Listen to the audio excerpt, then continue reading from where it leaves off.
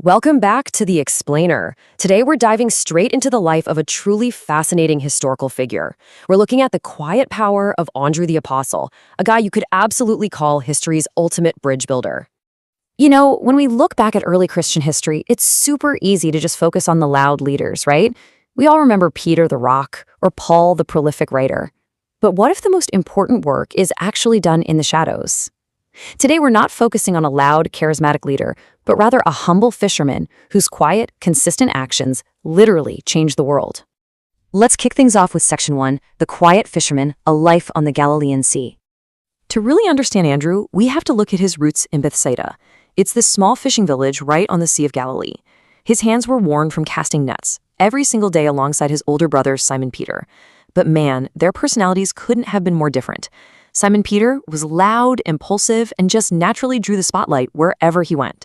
Andrew, he was quiet, he was reflective, he was the kind of guy who noticed the small details that everyone else just completely missed. He had this deep spiritual hunger, basically waiting for something greater than just the daily grind. Which brings us to Section 2, The First Called, From the Jordan to Jesus. So that intense spiritual hunger actually led Andrew away from his nets and down to the Jordan River, where he became a dedicated disciple of John the Baptist. And then one day, John points to a man walking nearby and says, "Behold the Lamb of God." That man, of course, was Jesus.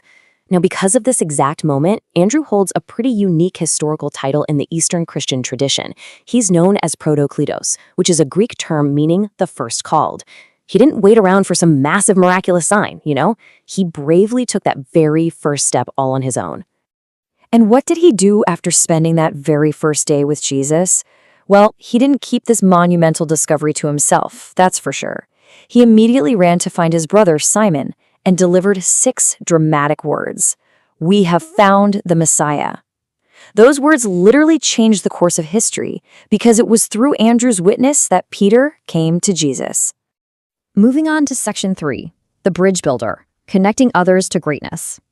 So Andrew's primary historical action wasn't standing on a soapbox giving eloquent speeches. It was mediation. He was perfectly comfortable stepping totally out of the spotlight if it meant connecting someone else to greatness. And we see this undeniable pattern across 3 pivotal moments. First, bringing his brother Simon, Peter. Second, presenting a young boy with loaves and fishes. And third, introducing foreign Greek seekers. Okay, picture the famous feeding of the 5,000.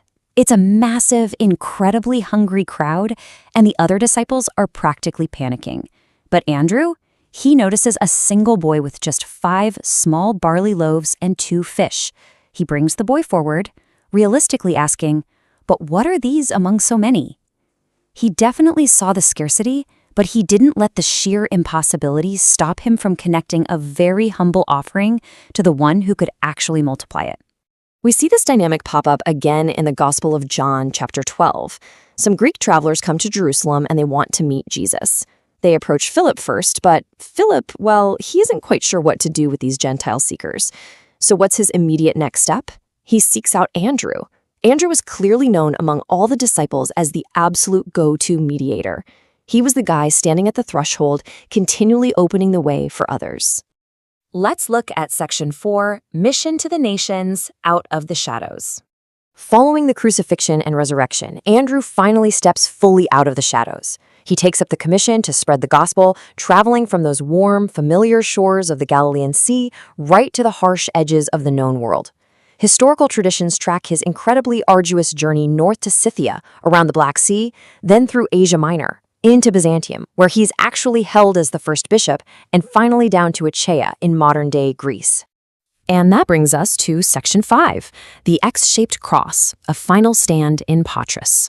This final stand takes place in the city of Patras, Greece, around 60 to 70 AD.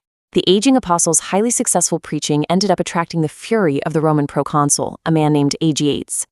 Aegiates demanded the worship of traditional Roman gods to, maintain public order. But the real tipping point came when Andrew's preaching actually converted Aegiates' own wife. Ordered to back down and worship the Roman gods, Andrew flatly refused. No compromise. Sadly, this refusal led to a brutal death sentence. Andrew was sentenced to be crucified on a crux decussata, which is an X-shaped cross. Historical accounts tell us that Aegiates explicitly ordered Andrew to be bound to the cross with heavy ropes instead of nails. Why? to deliberately prolong his agony. But this, even while hanging there for 2 full days, Andrew didn't stop being a bridge. He continuously preached to the crowds that gathered around him. In fact, when he first saw the cross, he didn't shrink back in fear at all. He delivered these incredibly powerful traditional words. "O blessed cross, so long desired, receive me from among men and restore me to my master." I mean, wow. He turned his own execution into a final dramatic act of devotion, always pointing away from himself and toward his faith, right up until his very last breath. Following his death, his physical remains, his relics, went on this wildly fascinating geographical journey through centuries of history. In 357 AD, they were moved to Constantinople. Then, during the Crusades in 1204, they were taken to Amalfi, Italy. By 1462, his head was actually moved to St. Peter's in Rome. And finally, in this beautiful ecumenical gesture in 1964, Pope Paul VI returned the relics back to Patras, Greece, exactly where he had been martyred. The legacy of this quiet fisherman expanded way, way beyond the Mediterranean. He eventually became the patron saint of Russia, Greece, Romania, and Ukraine.